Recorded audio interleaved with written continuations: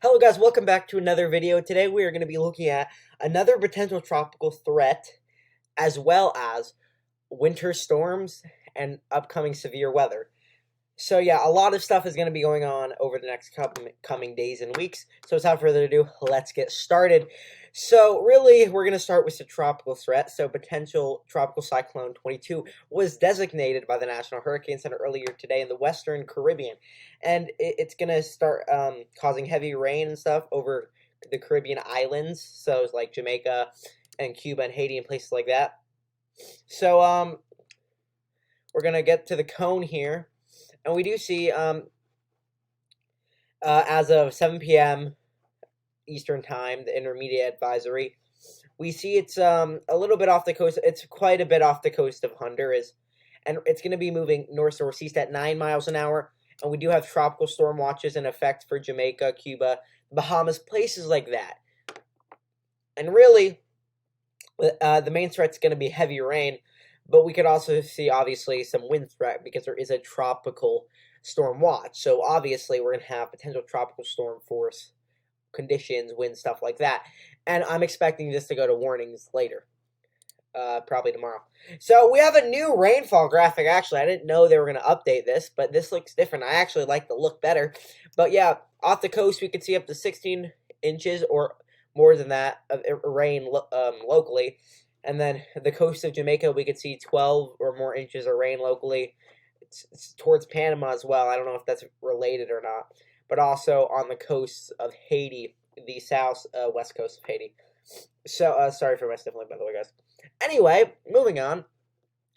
Looking at the key messages, we do see how it's forecast to become a tropical storm tomorrow. And the South Sea, Bahamas, Turks, Caicos Islands are going to be the main risk areas, and as well as Panama, Costa Rica, Jamaica. So I guess it's also related to that heavy rainfall by Jamaica. And we could also see some like swells or just bad marine conditions from this system as it heads north. I gotta choose a different color, that blends in too much.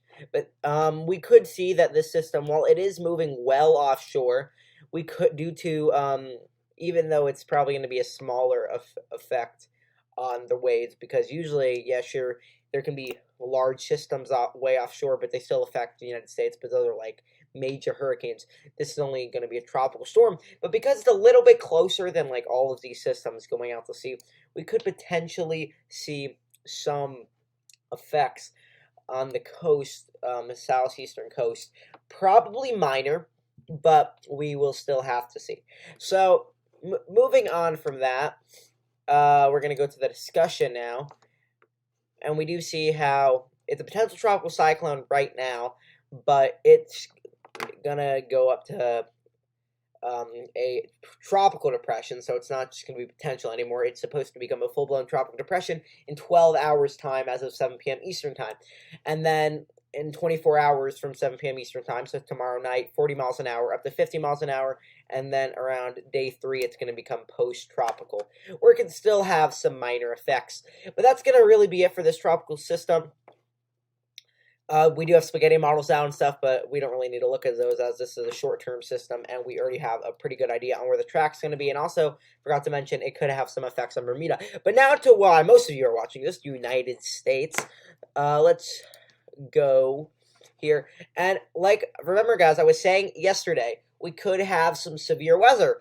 And look, in a upcoming system. And look, we have 2 severe areas marked as of this morning. Now, we're going to start with day 4. We do have a 15% for parts of eastern Oklahoma and extreme northeast Texas. Some major cities like Dallas, Fort Worth, Oklahoma City, places like that are included in this. Now, it is very uncertain on where the total area of severe weather is going to be. The slight risk will probably be larger than this. This SPC has mentioned for both days, this day that you can see on screen right now, and the next day, which is day 5, both 15%, they're just the area of highest confidence, and there's a good chance the 15% could be much larger. If we do, in fact, get a slight risk out of these, the total area affected from the severe weather, and the maximum severe weather threat could be larger. Like I said, this is just the highest confidence at the moment. This is not the total risk area. Day 5, we see this going towards the Gulf Coast, which I mentioned. I do expect this to be extended more south and west too, and maybe a little more north, because I do think in some recent runs the Cape has been increased in models, and there's a lot of deep layer shear in the coast around here. I don't know why it's going on a loop now, but around here there's a lot of deep layer shear. So let's go back to day 5. So if we get any more instability, I do think there's a very good chance of some scattered severe thunderstorms. Not just like a marginal or isolated. I think some more widespread scattered severe thunderstorms are possible, and I think the main threats would be on day 4, probably hail, maybe some tornado threat, and on day 5, I actually do think the risk on day 5 is going to be higher, because I do think there's going to be more Cape and deep layer shear on day 5. Along the Gulf Coast, I do think the highest threats will be wind and tornadoes, and like I said, day 4, maybe hail and tornadoes, with maybe some wind threat. But yeah, day 5, I do think there will be a higher risk, like I just said again. So moving on, we're going to go to the models. We're going to start with the ECMWF today. And we're going to go to the jet stream. And right now, we're going to move ahead a bit. We're actually going to go to 12Z. I'm surprised 18Z already loaded, because 12Z didn't finish till about 6 p.m. for some reason. 6 p.m. Eastern. So anyway, we're going to go a little bit ahead here. And we do see, like I said, the dip into the jet stream around hour 81. It's really traveling through, obviously, the United States. That was obvious. I don't really know why I mentioned that. Anyway, moving on. We do see it's down to about 35 north, so definitely pretty good. It's pretty wide, which kind of means it could be a big system, but it also means it's a little weaker. But that doesn't really matter because it's still going to cause a lot of impacts for a lot of the central and eastern United States. We do really see it gets stronger here around hour 111, around the 21st of November, and this is when we're going to start to see severe weather. We do see the low pressure area here, and what that's going to do is as it heads north or east, like I said, a lot of impacts for the central and eastern United States. So obviously that's going to travel across, and then we're going to see the ECMWF does show another weaker system, it seems, but I don't think we can really say it's weaker due to the fact that it doesn't really finish its run before it fully forms. But we could be seeing another low pressure system form here, potentially causing more severe weather and snow for the eastern and central United States. And it could be actually stronger, which we'll see in a second. So yeah, we're going to go all the way back to the beginning here. We do see, you see, a little bit too ahead, hour 108, we do, hour 105 actually, we do see the low pressure, 1,002 millibars causing rain across Texas. The severe weather is probably starting around here. And then we see a lot of heavy rain starting and severe weather along the Gulf Coast. We can see that ECMWF shows it pretty organized all the way up to the Florida Big Bend, so I think we could see severe weather up until then, and that's probably going to start weakening a lot.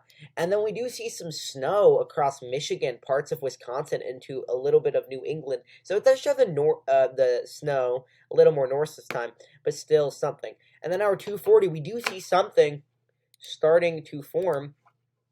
It looks like a front at the moment, but a large area of rain, and what I would expect from this is a lot of instability. Most likely, it seems to have its act together and a little more south, and then we do see some snow starting to form on this north side. So this has kind of been consistent in the run, something starting to form, at least in the ECMWF. So I do think for a lot of the eastern United States, we could have some effects, probably a good chance of some snow in this general area across the Midwest and Northeast, and then a good chance of some severe weather, say, for the Gulf Coast, parts of Texas, places, this general red circle area. More likely towards the Gulf Coast, obviously. And, now for the snow totals, the rain totals are pretty much the same, upwards of 1 inch for a lot of areas, so I don't really feel that's the same with all the model runs. I'm not going to mention the rain totals anymore because it's pretty much the same for all the models like yesterday, upwards of 1 inch widespread across the south, east, and eastern United States. But for snow, it's changed a bit, so we're going to actually go to that. we do see for this first system, it's a little bit less. We do see a good amount of snow towards isolated amounts of up to 10, 12 inches in Michigan and northern New York. And then as we head farther, we do see actually up to a foot of snow in some places in Nebraska. And yeah, that's really it for the ECMWF. But now going back to the jet stream, so we definitely, based on the ECMWF, we could see some good chances of snowstorms and severe weather. The GFS, we obviously do see the low pressure forming, and it actually shows the jet stream dipping a little farther south, a little stronger. We do see here. So what that's going to do is definitely could cause the overall impacts to be larger. And then as we go towards hour 240, the GFS kind of shows what the ECMWF is showing. Yeah, we do see a massive dip all the way into the Gulf of Mexico. So definitely we could see a little less snow probably because it's a little farther south, but some snow possibility across the Midwest and Northeast Mid-Atlantic regions. And then definitely some severe weather along the Gulf Coast. That is way too big of a circle, but you get the idea. And then we're going to, and obviously the GFS delays this quite a bit by say 2-3 days, but definitely still something. And then towards hour 378, we definitely do see something starting to come on the coast. So in terms of precipitation, we do see around hour 102, the low pressure starting to get attacked together. We do see heavy rain really starting to happen across Mississippi and Alabama, and it does show an organized line going across the Gulf Coast, so definitely some good severe weather chances. And then a much bigger snowstorm, actually, we can see here. Again, pretty much the same for rainfall. GFS might show a little more rainfall than the ECMWF, so upwards of 1 inch, maybe 2 inches in the southeast for the GFS, so pretty much same as yesterday. But definitely a large amount of a higher snowfall than compared to the ECMWF, so much higher snowfall. And then as we go forward, we definitely do see a more southern system forming a line, and we do see does give some snow for a lot of the northeast and midwest, and probably a good amount of severe weather potentially for the southeast. And then another line starting to form towards hour 384. So if we're gonna look at the snowfall. We do see here for the first system, isolated. Sorry, a lot of areas could see up to 12 inches of snow in northern Wisconsin and western Michigan, and even higher potentially. And then we see that Nebraska system shown by the GFS. We see widespread amounts of 10 to 12 inches around Nebraska and Kansas, and then a large area swaths of over 6 inches. And that's really going to be it until we see that last system, which brings snow totals in parts of New England, the Northeast, up towards 48 inches. So that's definitely going to be something. We actually have to look at the Cape, and then I have to go to the ECMWF and look at the Cape now because I forgot about that. My bad. But anyway, we do see around hour 99 a lot of Cape across Texas and the Arla-Tex region into Mississippi, upwards of 1,500. And then as it kind of shows a weakening a lot as we go towards Florida, but definitely a lot of deep layer shear. It's really a deep layer shear all over the place. I don't really need to show that because either way, there's going to be a lot of deep layer shear. It's really going to all come down to instability. So it kind of shows a weakening. Then we have another system, which seems a little more Gulf-based. Actually, we do see something forming across Florida there. So a little more isolated to the Gulf Coast, eastern Gulf Coast, but definitely still something to watch. And then instability starting to form across Texas after. And then if we go to the ECMWF, we do see, I think I gotta go to 12D. It's being a little more generous on Cape for this first system. Yeah, we do see widespread upwards of 1,500, and then it's a little more generous, not very generous still, but yeah, across the Gulf up to 700 Cape. So not very much, but I think it's still being more generous than the GFS, and then we start to see something there. And finally, we're going to look at the Canadian model. So, yeah, obviously, low pressure, pretty significant, it seems. And then it goes across Oklahoma 1004 before it starts to lift up. And then we do see another system, like the GFS ECMWF show, towards hour 240. I think the Canadian shows it a little weaker, though. So, as we move, we do see that low pressure, a lot of rain. A little less heavy rain, but still, I think it shows more instability. We'll go to that in a second. So it goes across the Gulf, and then we do see again a little bit more snow than the ECMWF. We see widespread snow and moderate snow across Wisconsin and Michigan, and then that goes into northern New England, and then behind it we do see a lot of snow in the Midwest. And then that second system comes, and like the GFS was showing, we do see a lot of sleet and freezing rain. And I think it was the GFS that showed this. It might have been the ECMWF, but I'm pretty sure it was the GFS. We see a lot of snow on the northern side, mostly light snow, but some moderate snow. But then pretty heavy freezing rain, a good amount of sleet, and then a lot of heavier rain on the southern side. And of course, that starts to head towards the East Coast. And then we do see a lot of snow and sleet still on the north side. So we're going to go to the snow totals first. So for this first system, we could see, again, upwards of 12 inches across Michigan, Wisconsin, parts of New England. Actually, maybe up to 2 feet. The shows towards the Great Lakes. And then that second system, not as much, but still the ice and freezing rain is going to make it dangerous. Freezing rain and sleet. We do see sleet up to 1.5 inches. Freezing rain, we do see a good amount of freezing rain, so that towards almost an inch, 3/4 of an inch, so that's definitely going to be dangerous. Oops. And then finally, we're going to look at the Cape. So really, I think this is being a little more generous with the Cape. Yeah, so upwards of actually 2,000 in the Arla-Tex region, eastern Texas, and then it brings up to 1,500 Cape across the Gulf Coast before finally moving out. And then we do see another system forming, and I do think there's going to be more Cape that does head up towards the Gulf Coast. But overall, a much more active jet stream pattern that's going to cause more severe weather and heavy rain towards the Gulf Coast states, southeast and eastern Texas, and maybe even central Texas, and a lot of snow across the Midwest and New England, where we could see snowstorms, maybe even blizzards,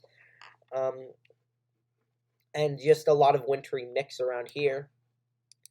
And for now, that's going to pretty much be what we're going to be watching. And yeah, we're definitely seeing the winter starting to pick up. But before I leave, we're going to look at the CFS2 Extended just to see what they like to show, because this is an extended model. I think it's the CFS, yeah. So the CFS Daily. And basically what this mod... Actually, let's go to the GEFS Extended, I think. Yeah. So, yeah, and then we'll go to the TFS. So we're just going to be looking at the extended range. So obviously these aren't very accurate. You can see they're not telling you a lot. This is just a pressure, so it does show a little more of an active pattern. At least that's what I'm expecting. And then this is the CFS monthly. For the S2 Extended, yeah, definitely a much more active pattern across the south, east, and eastern and southern and eastern United States. So obviously the extended models, which I just had a little trouble with, but they are showing also a more active pattern. But yeah, and for any of y'all who are worried about the I know this is late. I was supposed to put this at the beginning of the video, but I know most of y'all wanted to see United States. For any of y'all who wanted to see the potential wave effects, that they're probably going to be pretty minor. But for the system, we definitely do see upwards of 20 feet across the Atlantic coast. The ECMWF shows, and then obviously we have other systems causing higher waves. But yeah. So the end of this video has kind of... Oh, and for significant wave height. Yeah, upwards of 14 feet, significant wave heights in the out in the ocean, but still much higher on the coast as well. And that could cause rip currents, stuff like that. Swells, which we can also see here. Yep, that's gonna definitely affect mainly the Carolinas, it seems. But yeah, anyway, sorry, the end of this video has kind of been a mess, but I hope you guys enjoyed this video. If you have any questions, please leave them down in the comments, and I hope you all have a great night. Goodbye.